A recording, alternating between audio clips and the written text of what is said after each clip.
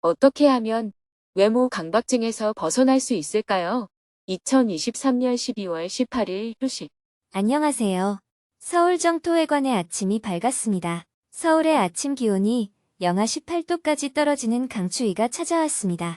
스님은 새벽 기도와 명상을 마친 후 아침 식사를 하고 편두통과 설사 증상이 심해서 실내에서 휴식을 했습니다. 오늘은 법문이 없었기 때문에 지난 1일 서울 정토사회문화회관에서 열린 금요 증문직설 강연의 내용을 소개하며 글을 마칩니다. 어떻게 하면 외모 강박증에서 벗어날 수 있을까요? 저는 외모 강박증이 있습니다. 고등학교 때 소위 일진이라고 불리는 친구들에게 정신적 괴롭힘을 당한 후 자존감이 많이 낮아졌습니다. 이후 작은 사립학교로 전학을 갔습니다. 제 외모를 무시했던 일진 친구들과는 다르게 새로운 친구들은 제 외모를 칭찬해 주었습니다. 자존감이 낮았던 저는 사람들이 왜 저를 칭찬해 주는지 의아했고, 그때부터 외모가 갖춰져야 사람들에게 사랑받을 수 있구나라는 착각을 하게 되었습니다. 대학교에 가서는 집착이 더 심해져서 식이장애도 생겼고 성형수술도 해보았지만 이전보다 이상해졌어요. 올해 상반기는 우울하게 보내다가 엄마를 따라서 마음 공부를 시작했고 전처럼 저 자신을 미워하지는 않게 되었습니다. 그렇지만 문제는 여전히 사람들이 나를 외모로 평가하지는 않을까 하는 두려운 마음이 계속 있습니다. 어떻게 하면 이 오랜 정신병으로부터 자유로울 수 있을까요?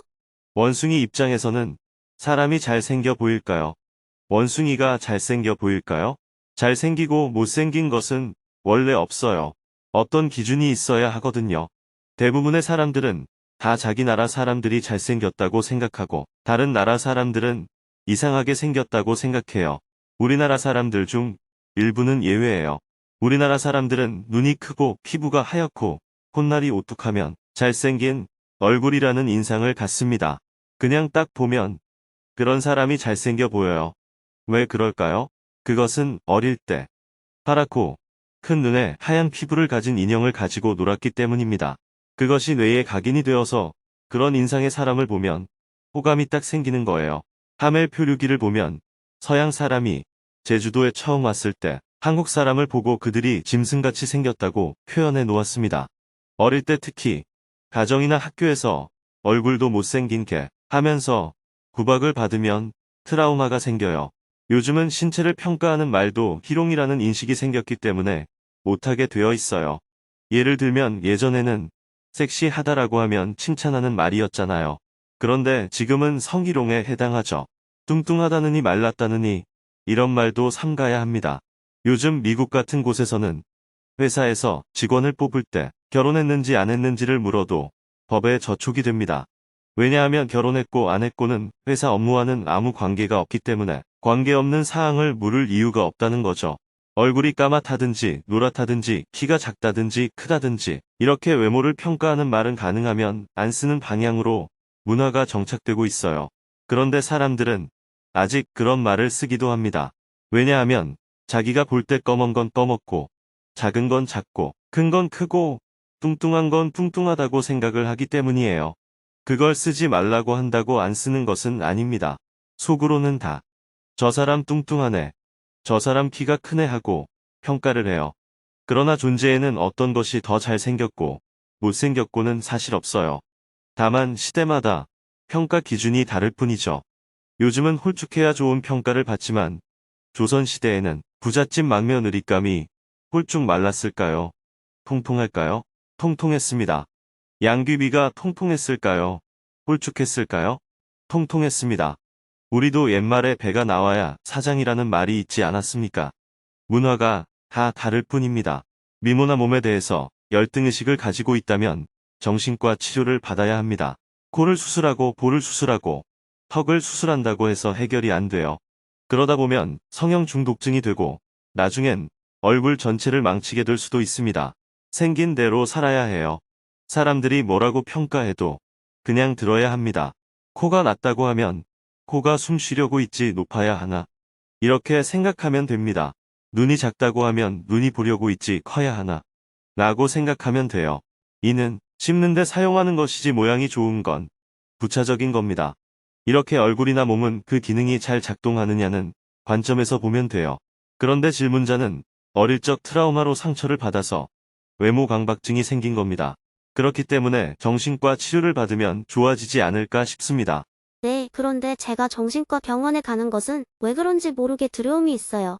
인정하기 싫은 마음도 있었습니다. 그래서 마음 공부를 먼저 시작해보자 생각해서 지금 새벽 정진을 계속 몇 개월째 하고 있습니다. 그래서 스스로 기도문을 인식의 문제를 존재의 문제로 착각하지 말자 이렇게 정하여서 수행 정진하고 있습니다. 그것보다 지금은 정신과 병원의 도움을 받는 것이 더 좋습니다. 어릴 때 형성된 트라우마는 의식이 아니라 무의식적으로 작용하기 때문입니다. 무의식의 상처를 치료하려면 의식적인 노력을 굉장히 오래 해야 합니다. 그래야 습관이 되어서 무의식에 영향을 주거든요.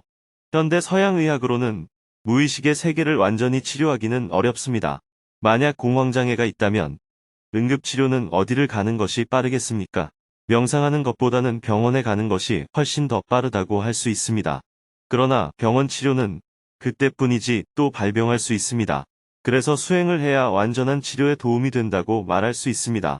그렇기 때문에 우선 병원에 가서 진료를 받고 의사의 처방대로 응급치료를 하면 좋습니다. 그것을 기초로 해서 질문자가 말하는 것처럼 수행 정진을 해나가면 굉장히 도움이 될 것입니다. 그러다가 이제는 약을 안 먹어도 된다고 하면 그 다음에는 정진만 하면 됩니다. 그렇지만 스스로가 괜찮아졌다고 생각해서 이 정도면 괜찮지 않을까 하고 약을 끊으면 극단적인 선택을 하는 경우가 많습니다. 정신질환이 있는 사람이 타인을 살해하거나 안 그러면 본인이 죽거나 할 때는 약을 먹고 있지 않는 경우가 많아요. 약을 먹고 있는 중에는 그런 일이 일어나는 확률은 극히 드뭅니다. 대부분 아예 약을 안 먹었거나 중간에 끊었거나 할 때 극단적 선택을 하는 경우가 많아요. 그렇다고 해서 제 말을 병원 진료만 받으면 된다는 말로 오해하시면 안 됩니다. 질문자는 지금 강박증이 심한 상태이기 때문에 일단은 정신과 치료를 먼저 받고 수행을 겸하는 길을 선택하라는 것입니다. 수행으로만 극복하겠다고 하면 시간이 오래 걸립니다. 초기에는 수행을 하다가 잘 안 되면 포기할 확률도 매우 높아요. 그러니 정신과 치료를 먼저 받고 의사가 이상이 없다 하면 그때는 수행만 해도 괜찮습니다. 지금은 치료를 받으면서 수행을 겸하면 훨씬 도움이 될 거예요. 네, 마지막으로 한 가지만 더 질문하고 싶습니다. 이모는 제가 어릴 때 살이 찌면 살쪘네라고 하고 살이 빠지면 뼈다귀 같이 징그럽네 하고 외모에 대한 언급을 계속했습니다. 저는 이모를 보는 게 너무 두렵고 무서워서 올해 한 번도 안 만났어요. 수행적 관점에서 두려움을 극복하기 위해 이모를 만나는 게 좋을까요? 아니면 그 두려운 마음을 인정하고 이모를 안 만나는 게 더 좋을까요? 병이 심할 때는 상처를 유발하는 사람을 안 만나야 합니다. 다리를 다치면 깁스를 해서 아물 때까지 다리를 못 쓰도록 하잖아요. 다 아물어서 깁스를 풀면 재활 운동을 해주어야 합니다. 그렇지 않고 그대로 두면 나중에는 지팡이를 짚고 다녀야 해요. 마찬가지로 내가 병이 심할 때는 내가 상처를 받는 환경에서 멀어져야 합니다. 그럴 때는 이모가 아니라 부모라도 안 만나는 게 좋아요. 병이 어느 정도 치유가 됐다면 그때는 점검을 위해서 만나봐야 합니다. 만나서 왜 그렇게 살이 쪘니? 하면 이제 저도 나이가 들어서 체중이 좀 늘어나는 것 같습니다. 하고 대답하면 됩니다. 반대로 왜 그렇게 살이 빠졌니? 하면 요새 다이어트 좀 했어요 하고 대답하면 돼요. 이렇게 편안하게 대화할 수 있으면 내가 치유되었다는 반증이에요. 그런데 대화를 해보니 또 상처를 받는다면 당분간은 수행을 더 하는 게 좋겠다는 것을 점검할 수 있습니다. 수행을 조금 더 하고 다시 만났을 때 상처가 조금 있긴 하지만 못 견딜 정도가 아니라면 이제는 만나고 싶으면 만나고 싶지 않으면 안 만나도 되는 단계라고 볼 수 있어요. 만나도 아무런 문제가 없다면 그때는 완전히 치유가 됐다고 할 수 있습니다. 자식이 미성년자라면 부모는 자식을 돌봐야 하고 자식은 부모의 의견을 어느 정도 들어야 합니다. 자식이 성인이 됐다면 누구를 만나든 안 만나든 그것은 개인의 자유에 해당합니다. 부모라고 간섭할 문제가 아니에요. 그것은 불효나 예의에 어긋난 일이 아닙니다. 인간의 도덕이나 윤리는 나라마다 다 다릅니다. 그렇기 때문에 과도한 강박관념을 가질 필요는 없어요. 어릴 때부터 이모의 말에 상처를 받았다고 했는데 그렇게 말하는 이모의 문제도 있지만 질문자의 본래 정신력이 약했다고 볼 수도 있어요. 아이들이 자랄 때 부모는 흔히 그런 말을 합니다. 상처를 주려고 그렇게 말하는 것이 아니라 기본적으로 그냥 보이는 대로 말하는 것뿐입니다. 살이 빠져서 보기 싫다라고 하거나 뭘 먹고 살이 이렇게 쪘니? 하고 쉽게 얘기를 해요. 요즘이야 외모에 대한 평가를 삼가라고 권장하지만 인간은 본래 기본적으로 눈에 보이는 대로 얘기를 합니다. 저런 얘기를 들으니 기분이 조금 나쁘네. 이 정도로 넘어갈 수 있는 것이 보통의 정신력이에요. 이모의 한마디 한마디에 깊은 상처를 입었다면 그런 말을 하는 이모도 분명 문제지만 질문자의 정신력도 아주 약하다고 볼 수 있어요. 네, 먼저 정신과에 가보겠습니다. 감사합니다.